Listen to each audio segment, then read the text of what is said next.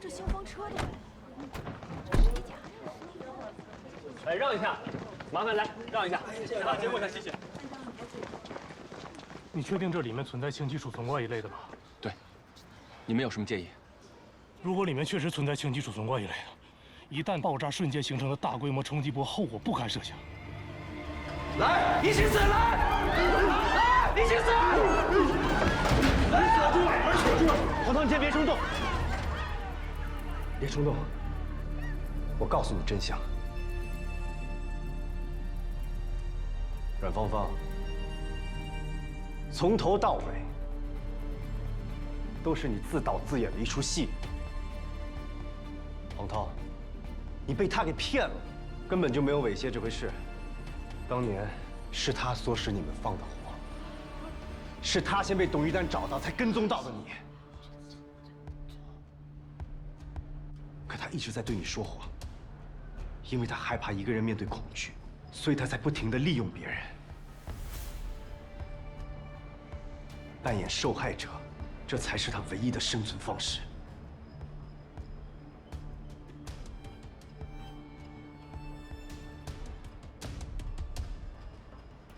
我们负责疏散群众，剩下交给你们。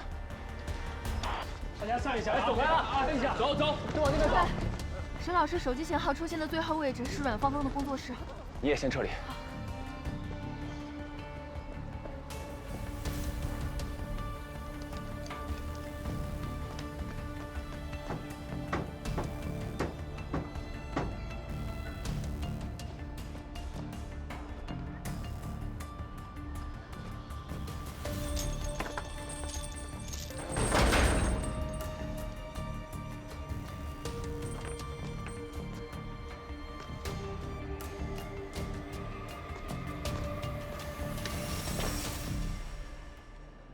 是真的吗？真的。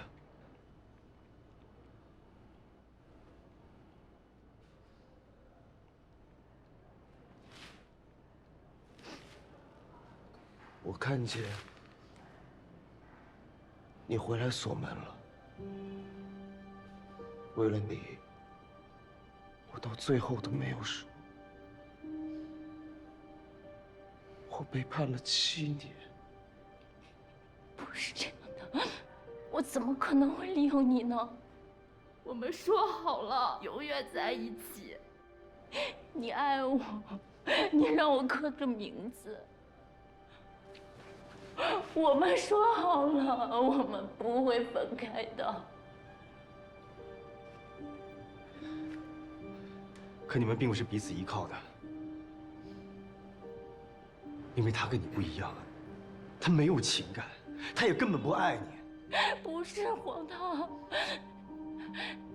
我怎么可能不爱你呢？我爱你，我们说好了，我们要一起去个没有人的地方。黄涛，我们走吧，几年之后，我们就自由了。黄涛，你想想，你连入狱都没有出卖他，你只是他一个合格的战利品，他不值得你拿生命来去守护。再这样下去，他会想尽一切办法来打碎你的自主人格，稀释你的灵魂，到那个时候就晚了。能是这样？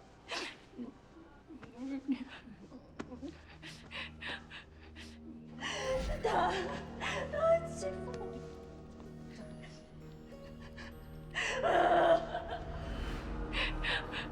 不是这样。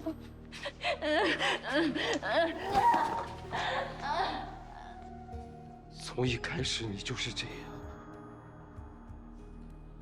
我怎么想不到呢？如果是恶作剧，为什么要真的放火？你是觉得刺激、好玩？你一直都是这样，用生命在威胁我。我做什么了？我只是想救你。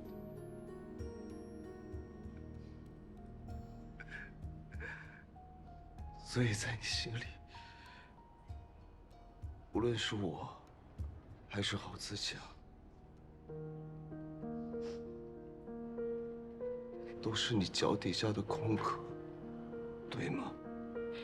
如果我不爱你，我们的痛苦、生死，还有什么意义？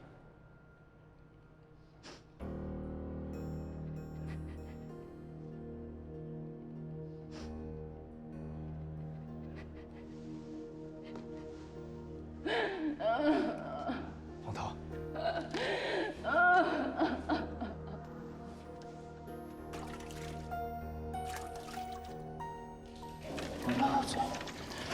去死！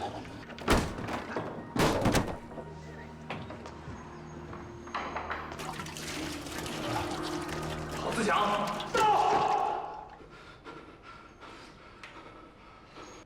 我们才是我们彼此的意义。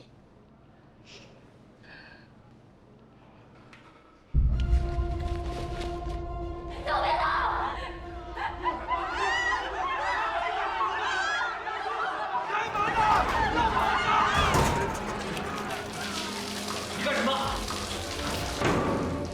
你别过来！你干什么？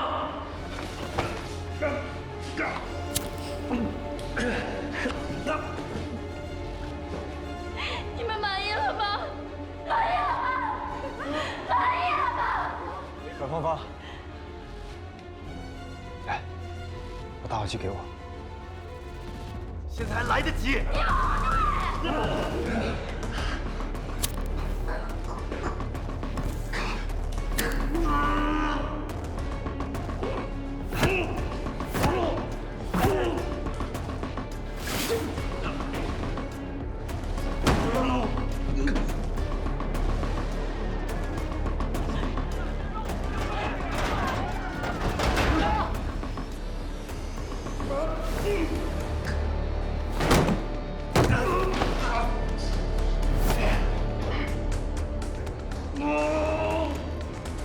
你们把一个好人逼成了什么样子？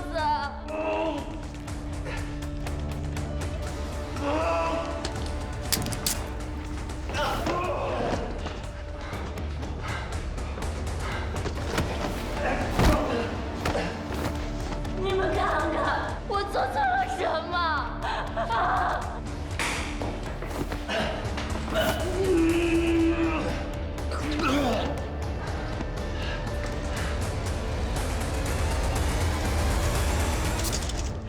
那我都去死吧！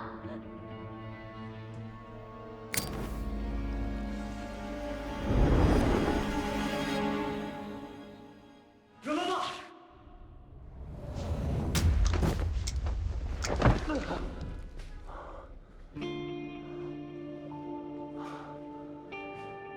杜长，杜长，杜长，没事吧？抓住他！杜长没事吧？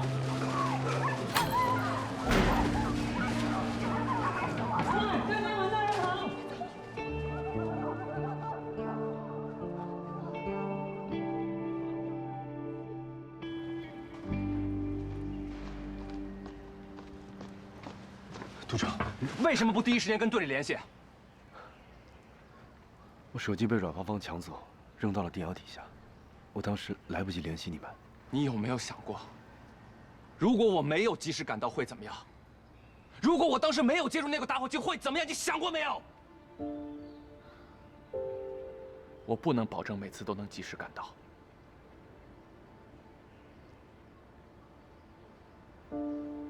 对不起，我接受队里的一切处罚。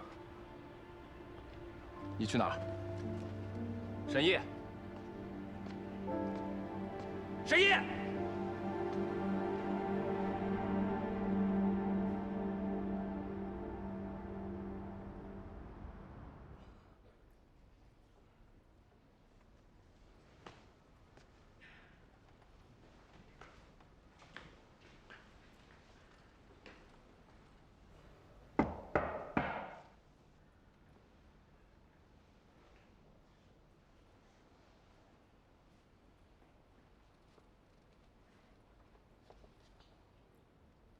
搞清楚了。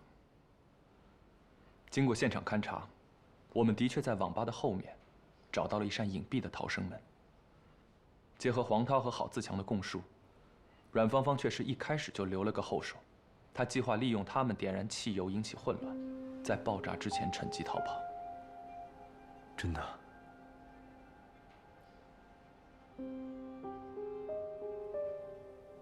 看来我的判断没有错，阮芳芳确实不会选择同归于尽。没有错，从头到尾你都是对的。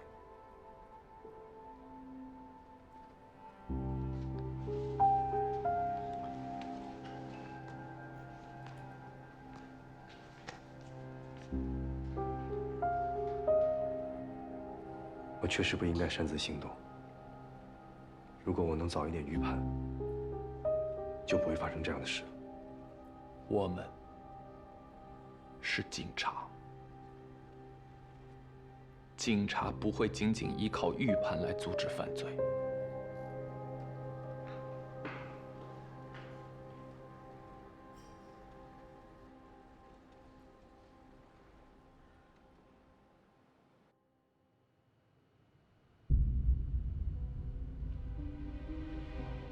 我在接近阮芳芳的时候，发现她收集和烧制的陶器颜色全部都带有黑色，和其他学员绘制的鲜明颜色是明显不同的。她对颜色的偏好和作品都暗示了她潜意识里对犯罪成果的欣赏和外化。基于这个怀疑，我用泥塑对她做了房树人的测试，测试结果是她具有犯罪人格。房树人测试确实可以帮助我们针对一些心理素质强大的极端罪犯进行犯罪心理剖析，之前的白银案就有过应用，但是用泥塑在罪犯无意识时进行测试，这还是第一次。而且用颜色来推断罪犯的犯罪意识啊，这个思路是非常具有开创性的。审议呢，现在是不仅仅满足于复原嫌疑人的画像了，而是将美术和心理学两种技法有机的结合。把8年前海苏网吧纵火案重新拿出来，挖出了幕后的主谋。我个人认为啊，这个案例值得深入探讨。这次悲剧得以避免，一方面是我们查到了郝自强和黄涛购买了大量氢气，及时赶到现场制止了犯罪；另一方面，审议通过房树人的测试推断出阮芳芳的反社会人格，给我们的预判提供了支持。审议的研究是很好的辅助手段，但是我认为破案必须依靠客观证据，心理测试不可能。对不起啊，这个杜成同志说的是办案理念，那个沈毅呢，之前就跟我提出说用美术还有心理学，对罪犯进行犯罪人格的分析，探索一种新的破案思路。但那个时候呢，他还不知道自己能不能成。要不是他主动的去接近嫌疑人的话，恐怕到现在我们也不知道这个案子的主谋到底是谁。他对于嫌疑人的人格分析，不仅是在我们侦破的过程当中给到了辅助的作用，在我们审讯的时候也提供了更有效的一种思路，才让我们在阮芳芳编造的这个故事里边找到了漏洞。沈毅啊，我们市局以后恐怕要多请你参与一些疑难案的侦破了。有没有兴趣来市局啊？协助可以，调动在意，对吧？是，归纳也需要有案例，离不开北江分局同事们的支持。说得好，对吧？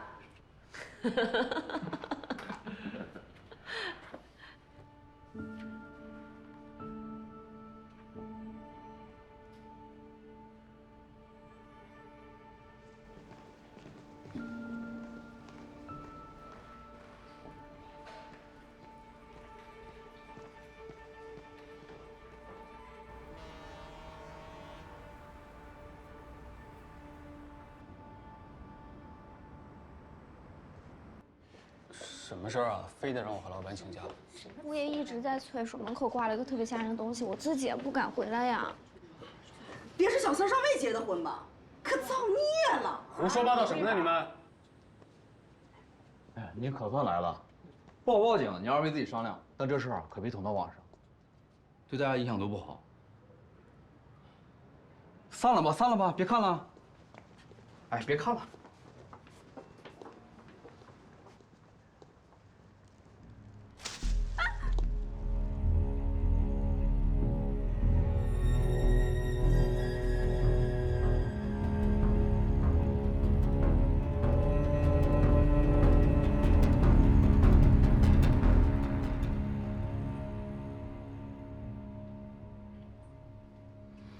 奥利亚，你这……我已经教育过了，他认错态度还是挺好的。那你们双方当事人再面对面沟通下。严叔叔，对不起，我从来没有真的想过要去伤害晶晶。我这几年过得挺难的，看见晶晶发展的这么好，还要结婚了，我就是心里不平衡，我嫉妒她。奥利亚，你跟晶晶都认识多少年了？晶晶经常跟我说，希望呢你能过得好。那你是不是也希望她能过得好啊？啊？是，我真的就是一时冲动，钻牛角尖了。我当时是头脑发热才会做出这种事情的。那可是谁家的孩子能拿个血淋淋的鸡头去挂在人家门上呢？就算当年你跟晶晶是有矛盾，那不至于这样做呀。是，生活不如意的呢多了去了，那比你过得好的也多了去了，那你得心态放平衡啊。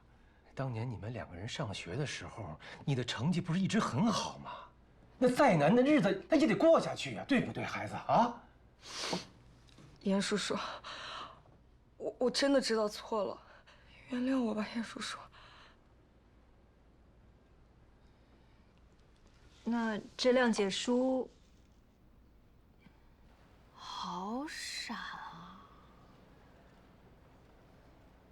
我跟阿吕同学一场，怎么就闹成这样呢？放心吧，你爸呢正在跟他调解呢，肯定能解决。谢谢。你给奥利发婚礼请柬，本来就是出于好意，是他自己脑子有病。要是真敢使什么坏，还有我和严叔护着你呢。还有你姐妹我呢。来了。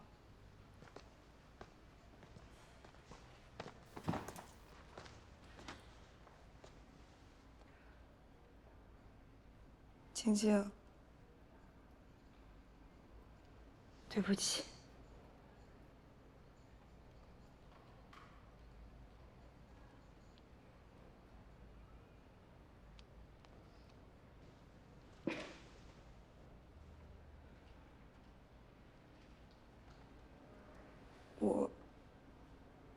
我不该对你做那样的事，给你带来了精神上的伤害，真的很抱歉。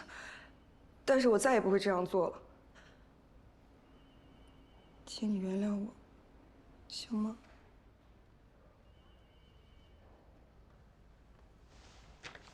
这是派出所开具的谅解协议书，按照规定，要是没有什么问题呢，你们俩就在上面签字。但是这事儿呢，你们小两口自己来决定。奥利，你真的就那么恨我吗？不是，我是恨我自己。比起什么谅解书，我更在意的是，你不要生我的气了，求你了。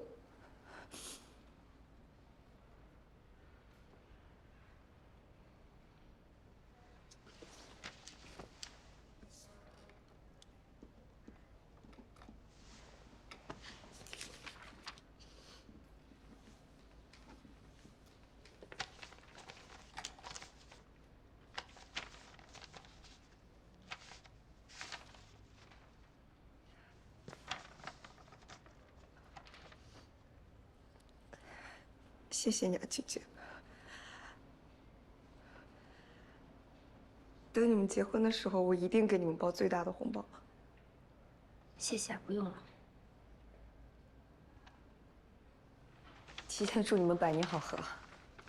孩子，以后这种事情绝对不可以再干了，明白吗？送他出去吧。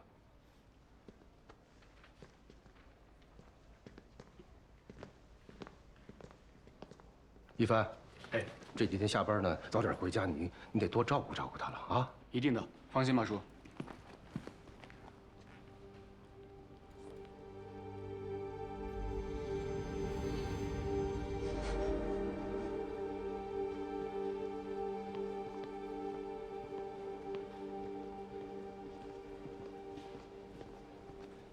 老严，哎，晶晶也来了。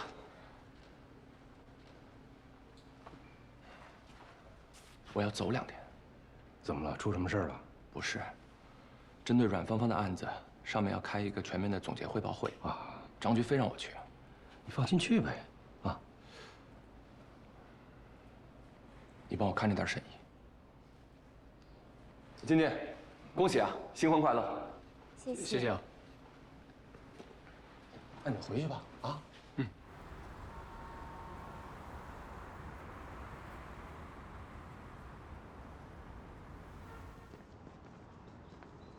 沈老师，我给你讲一件发生在我身上特别离奇的事儿。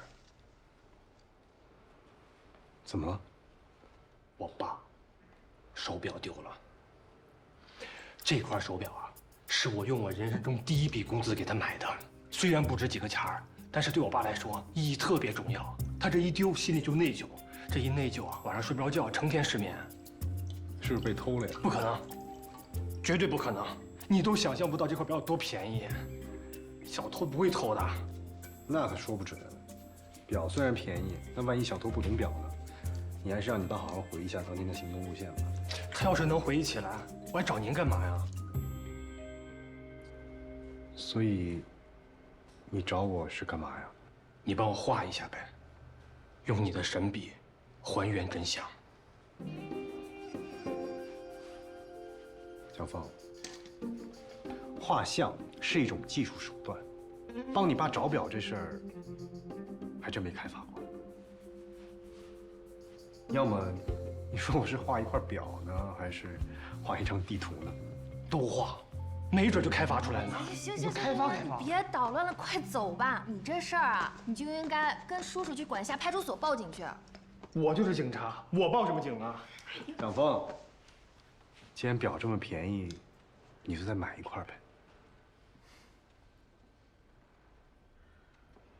哎，对呀，这表这么便宜，我再买一块新的送给他，告诉他找着不就行了吗？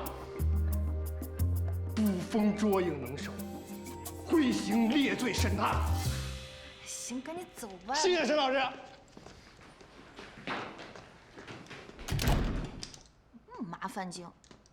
沈老师，我跟你说啊，他这事儿都不是正经事儿，我有点正事儿，能帮我参谋参谋吗？你也丢东西了？不是，是老严女儿晶晶的事儿。哦，对，我听说了。怎么样？还好吧？人没事儿，也已经写了谅解书了。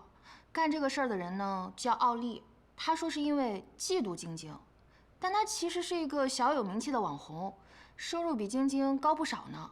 我给你看他直播啊，看这个。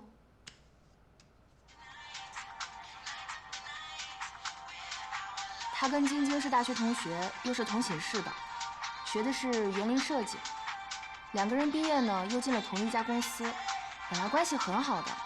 但是后来，晶晶跟罗一帆谈了恋爱，这个奥利好像对罗一帆也有点意思，三个人就变成有点三角恋那种感觉。后来奥利就大闹了一通，两个人就闹掰了。所以你现在是觉得这件事可能没完，你担心他这么做是有别的原因，所以想找您一块儿想想这事儿。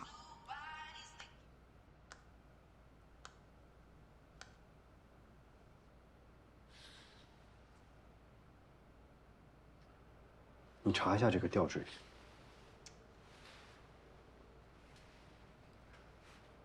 搜不到同款，有什么问题吗？定制的，还是他自己做的？手机给我。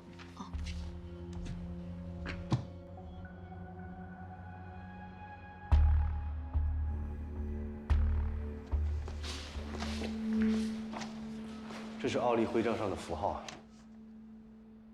我进一步拆解出来这几样元素。一个女性，月亮，蛇，猫头鹰，这些符号组合在一起，是有什么寓意吗？它指代的是西方传说里面创世以来的第一个女人，莉莉丝。但关于她的传说有很多个版本，比如古代一说，莉莉丝是和亚当同时创造出来的，也是亚当的第一任妻子。但和夏娃不同，莉莉丝并不愿意屈从这样的安排，逃出了伊甸园。还有传说把引诱亚当和夏娃吃下禁果的邪恶之蛇比作是莉莉丝的化身，甚至还有传说，莉莉丝是月魔，会在夜晚的时候引诱孩童，并且杀死他们。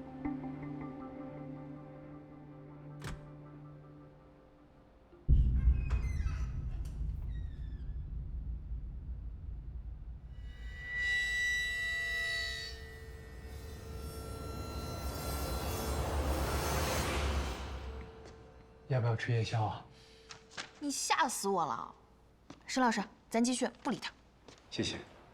莉莉丝呢，她没有固定的形象，在不同版本的传说里面，被人混合了很多不同的神秘学主义。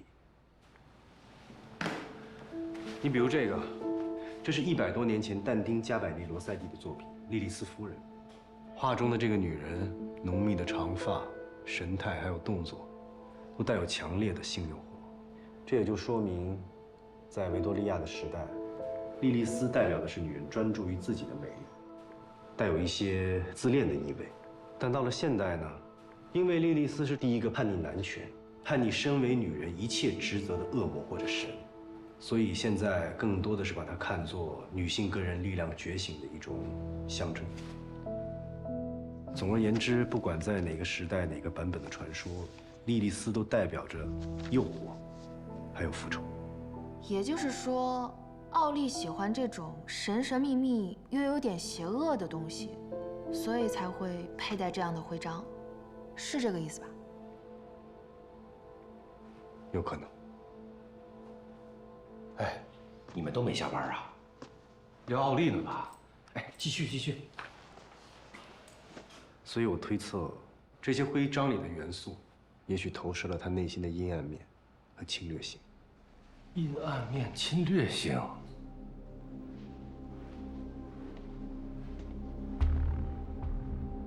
我一直觉得呀，奥利这么一个年轻女孩，有点嫉妒心、偏激心理很正常。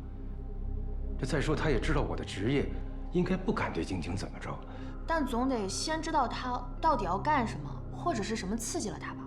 这，哎呀，他接下来会有什么举动？以我现阶段的了解，我确实没办法轻易下判断。要不这样，反正呢，我最近轮休次数多，我调个班变成连休，去奥利公司看看，就当体验生活了。干嘛？去当女主播呀？你去那个地方合适吗？那是你能去的地方吗？别忘了，你是名女警察，要去应该是我去。我小时候学过3年舞蹈，我可以去那跳舞。这段时间大队也没什么事儿，我可以下班去。有什么情况我随时向你们汇报。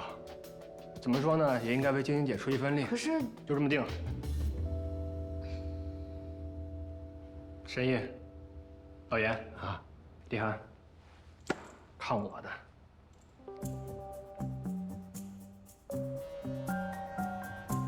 真不愧是体院毕业的啊！刚才在直播间看你试播的时候，这一身腱子肉绝对能爆。你看我这里呢，像这样的直播间总共有100来间，相应的女主播也有100多人，竞争呢就比较激烈。但男主播目前还不到20个人。要不是近期颜值男播呢突然爆火啊，我也没打算招人，这不是被你赶上了吗？谢谢，多谢老板给机会。哎，哪里哪里。嚯，这还有弹古筝的呢，各种类型都有，主要是按市场需求。对了，老板，咱们直播公司有没有一个叫奥利的女主播呀？哟，这刚来就想抱大腿蹭热度啊，目的性很强吗，小子？不是，我之前就听说过她挺火的，我就想跟他学习学习，这样的话赚钱会快一点。很好。没有野心的人我还看不上呢，而且清心寡欲也不适合我们这个行业，也上不了热榜。奥利的直播间在前面，跟我来。欢迎各位来到奥利直播间的宝宝们，欢迎大家，麻烦帮主播点点关注，已经3连。欢迎加入主播的粉丝群，爱你们哦。我吗？我是才艺主播，跳舞、健身啊什么的。奥利，没事啦，我就是。他以前挺火的，每天都有粉丝找到公司来给他送礼物。那些土老板出手确实大了。他这是怎么了？一天到晚没日没夜的播，有点心肌炎了。心肌炎？心肌炎了还不休息？你想什么呢？他已经没有以前火了，自己也有危机感。老面孔嘛，大哥们总会看腻的，谁不想捧新姑娘？欢迎。所以啊，奥利就整天播，想拉新涨粉，要不然怎么赚钱啊？他这一病，这不正好可以走卖惨路线吗？挺好。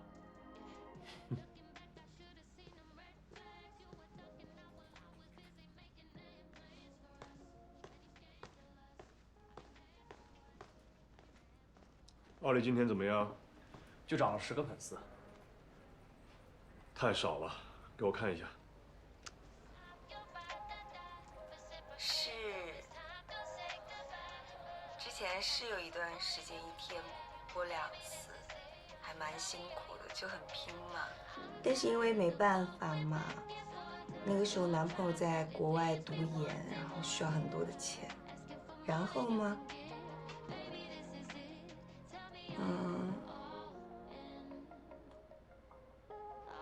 然后呢？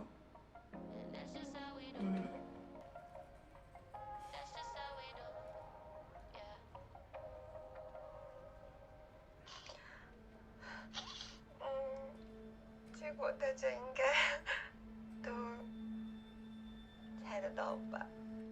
哎呀，我那个时候就是。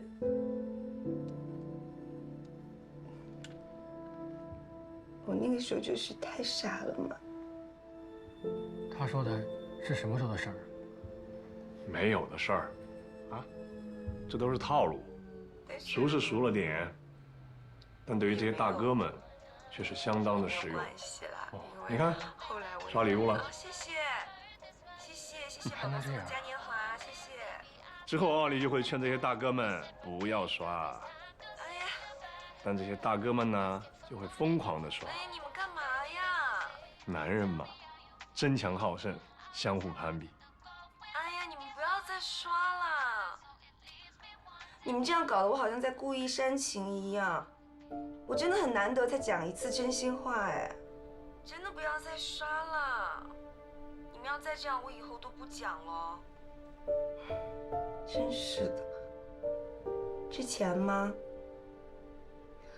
其实我就只谈过这一段恋爱了，之后都是没有谈过的。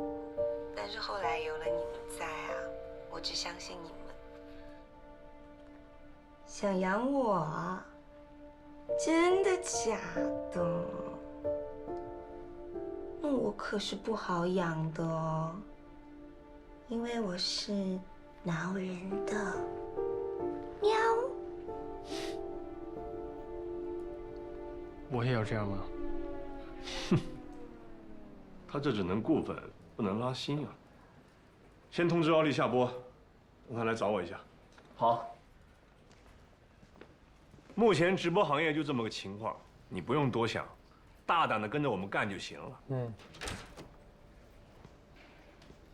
哎呀，我的小野猫来了，辛苦啦。是谁啊？啊，新来的。明天上播。奥利姐，你好，我叫小峰，以后请多关照。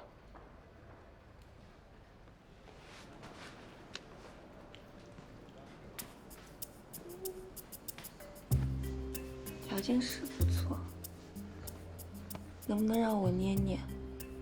捏哪儿？你想我捏哪儿？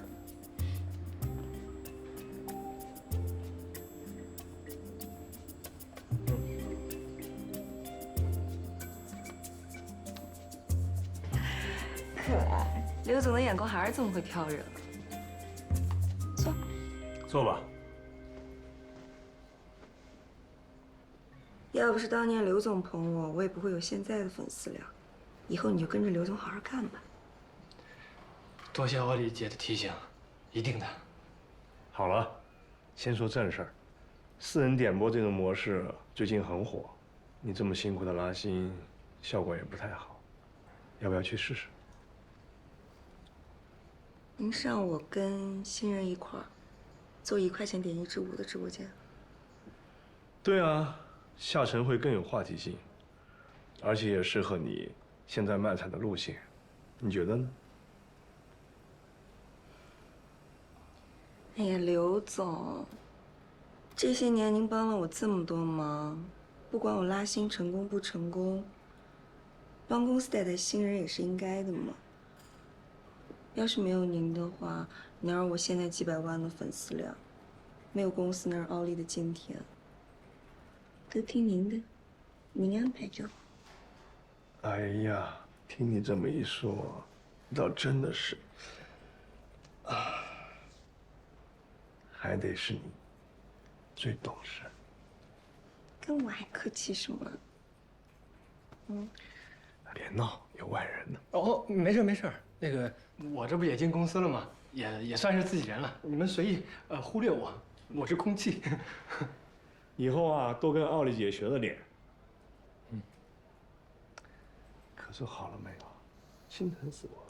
哎，我先说啊，我可以帮公司拉新，但你得记得。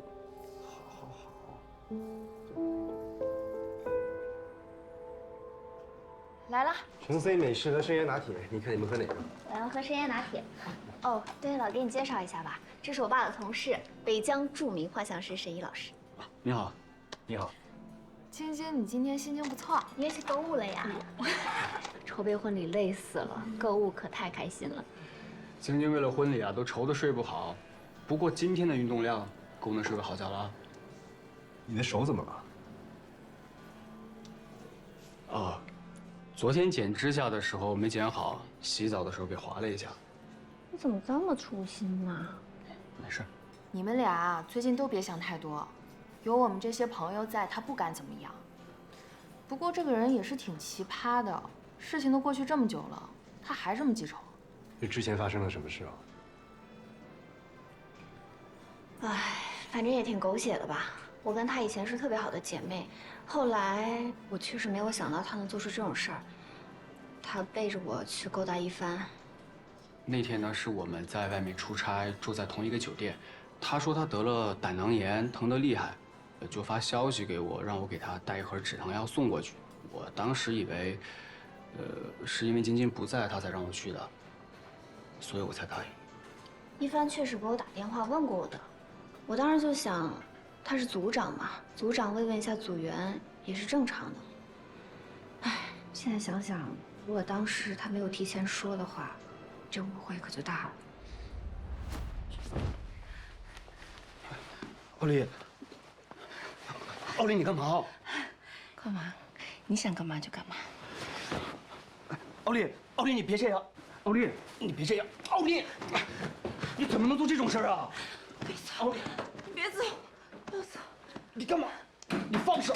奥丽，奥丽，你说你不想吃饭吗？你放开！我就给你买了点水果。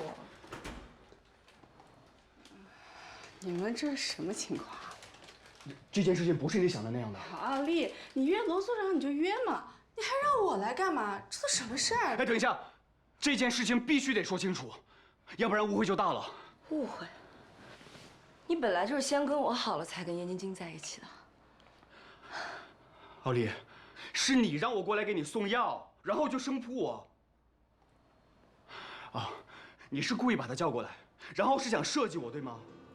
那个女同事是在公司出了名的大嘴巴，奥里这么做，就是想让她在公司传闲话，让大家觉得一帆脚踏两只船，我呢就成了插足的。这个奥利，宁可被同事撞见自己最不堪的样子，也要想办法破坏你和晶晶的关系。我觉得他行事呢，一直可能都比较极端，所以现在能做出报复这件事儿也不稀奇。求而不得，就能这么不计后果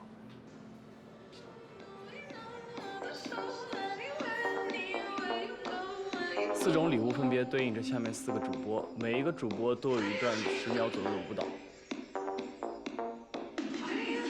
刷一次礼物，对应的主播就会走到蹦床上跳1次舞，一直刷就一直跳。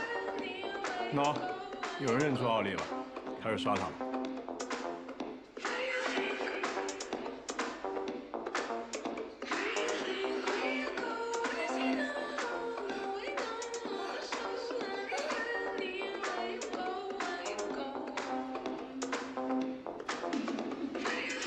这礼物一直刷，就一直跳，不停。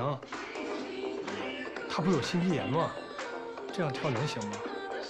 行了吧，别刷了，行吗？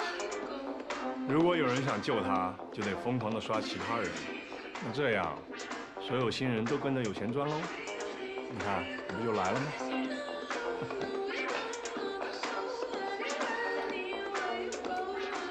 怎么了？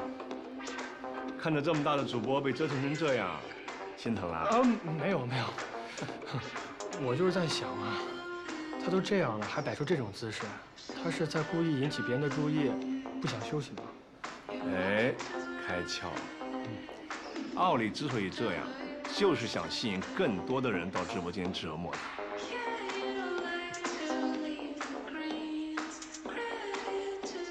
果然，这又开始了，这简直就是自虐。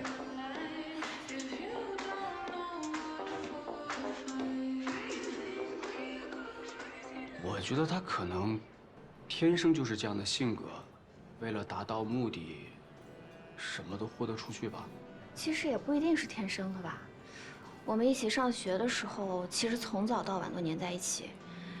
那个时候，他还挺正常的。哎，对了，你不是还给我说过吗？以前他有一次为了赢一个拔河比赛，把那个绳子呢拴住自己的腰，死命抱住单杠，差点把肋骨都弄断。那是因为建筑系的几个女生欺负过我，所以他想为我争口气，才死命的要赢回来。你怎么就能够确定人家自己没有胜负欲呢？是不是？所以你能看到的，也并不是他的同一面。当然了，也许是你和晶晶对他来说代表的意义也不同。